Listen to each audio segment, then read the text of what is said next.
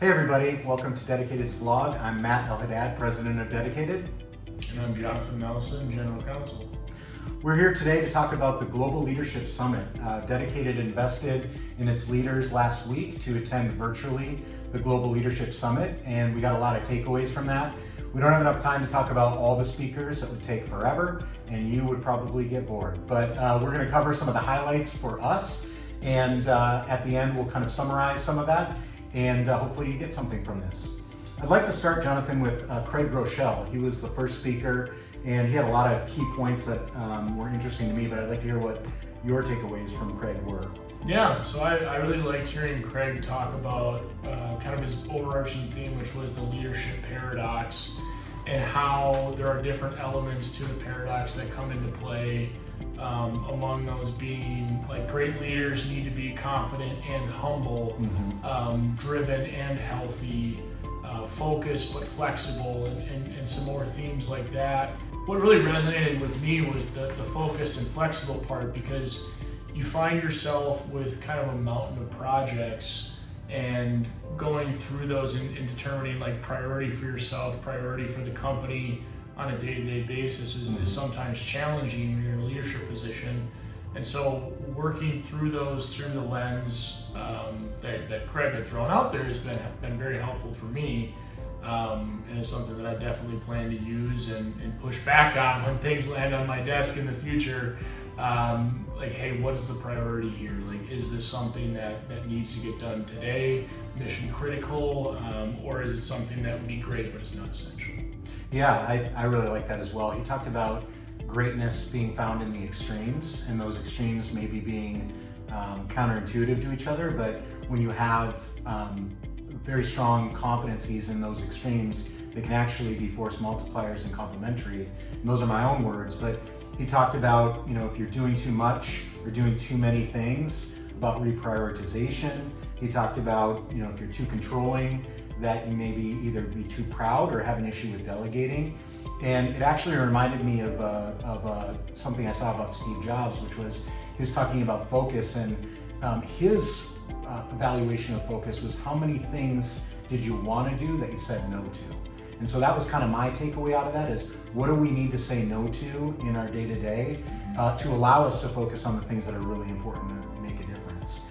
And so yeah, that focus and flexible was one. The confident and humble for me was interesting because I oscillate between those two quite a bit, and sometimes I'll move further in one direction than another, and I need to recalibrate that often to make sure my leadership is as sharp as it can be. And then really the most interesting thing I think I found from him is he said we don't change the world by doing all the things or the most things. We change the world by doing the important things, and I think that ties back to our mission of using business as an opportunity to change the world. And so for me, that really tied to our mission and is going to be important for Dedicated going forward. So in terms of Craig Rochelle, those are my key takeaways. Anything else that you had for Craig? Yeah, on the driven and healthy element of his leadership paradox, I thought that it was pretty insightful and at least valuable for me to hear that if you're doing too much, you're probably not actually doing too much. It's just your perception. And you're probably not recovering well. So you need to make sure that if you feel like you're doing too much, that you're also spending a lot of time recovering and kind of recharging your batteries to gain a fresh perspective on, like, what your workload actually looks like. Yeah, he talked about the difference between being tired and needing recovery. And so he said if you're tired, you might need a nap. But if you need to recover better, you need to refill your bucket essentially. And so talked a little bit about increasing tolerance for work stress and some of those other elements to really make a difference. And so, Craig was a great speaker. It was an awesome way to kick off the summit. All right, so I wanted to talk about Vanessa Van Edwards. She talked quite a bit about questioning and how we can use questions to better engage our team, to be better leaders. What were some of your key takeaways from her conversation? Yeah, I think the overarching takeaway from her conversation with the audience was you need to ask better questions to form deeper relationships. So yeah, when you're meeting someone for the first time, you can say, hey, how you doing? What do you do for work?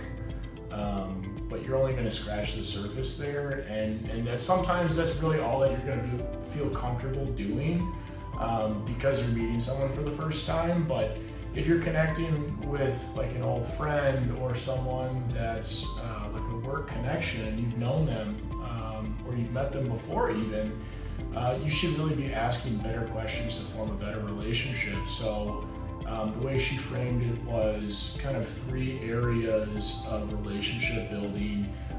Area 1 would be just scratching the surface. 2 is you're going a little bit deeper. 3 is you feel like you have a close personal connection with the person you're having a conversation with. And so really the takeaway for me was just to be intentional with the questions that I'm asking and the way that I'm having conversations, both professionally and personally. Because when you're having conversations with people that you care about, you want them to feel like you care about them, feel like they're heard and you're listening, and that's something that translates just across life in general. Yeah, she talked about level 3 being kind of identifying your self-narrative and really understanding what that meant. And 3 of the common ones were hero, healer, and victim. And I think we see that those roles in terms of self-narrative playing out in the business world, but also, you know, in families and friend circles as well. And so I thought that was super interesting. And the challenge from her was to ask better questions, to get from level 1 questions to level 2, and then ultimately to level 3, so you can build stronger relationships and really understand the essence of a person and make those genuine connections.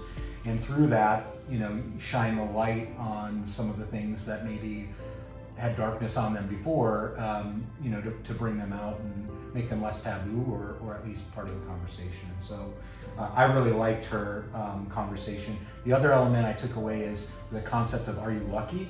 And how we can make our own luck. And so people that tend to perceive themselves as lucky tend to get more breaks. And so, you know, the idea of seeing yourself as lucky or considering yourself as lucky, I thought was super interesting.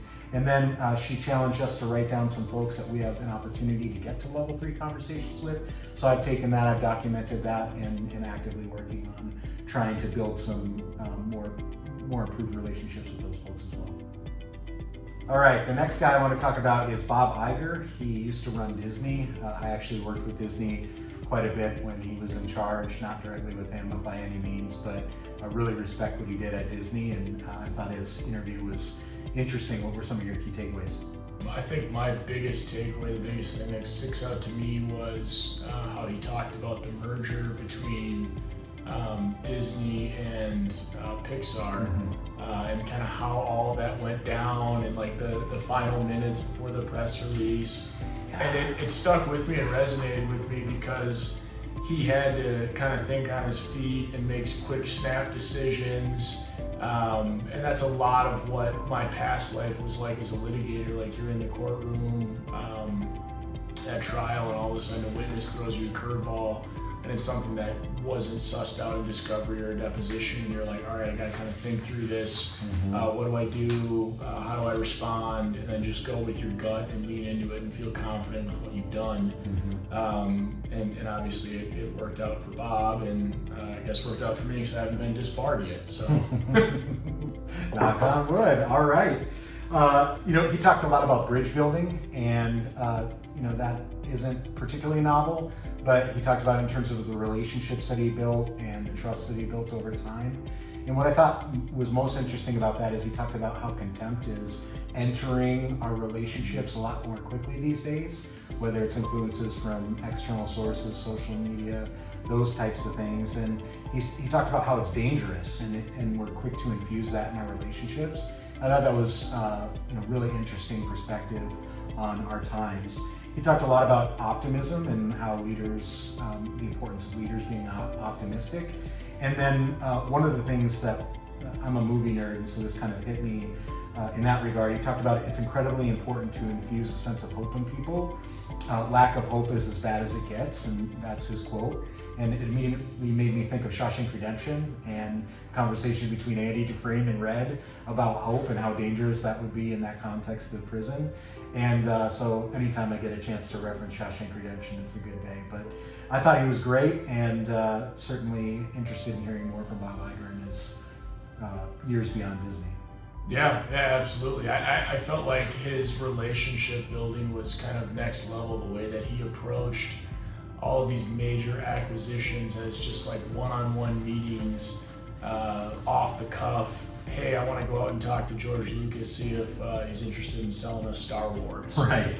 It just like makes it happen, connects with George Lucas on different levels, and the same with, I believe it was Fox, one of their movie subsidiaries, went out, 21st Century, went out, met with the owner at his vineyard and just had some wine, connected over that, and a couple weeks later the deal's done. Right.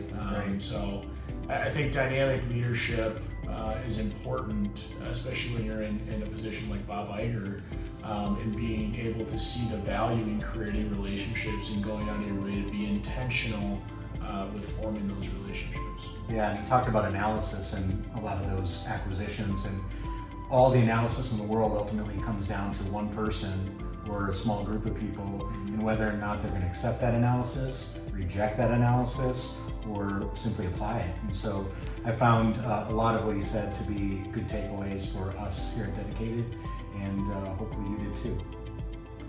Well, thanks everybody for watching. Hopefully you got something out of this. Obligatory, please like, Comment. and share this if you found it interesting. Otherwise, we're going to get a meme from our marketing coordinator telling us we need to do better next time. Thanks everybody. God bless.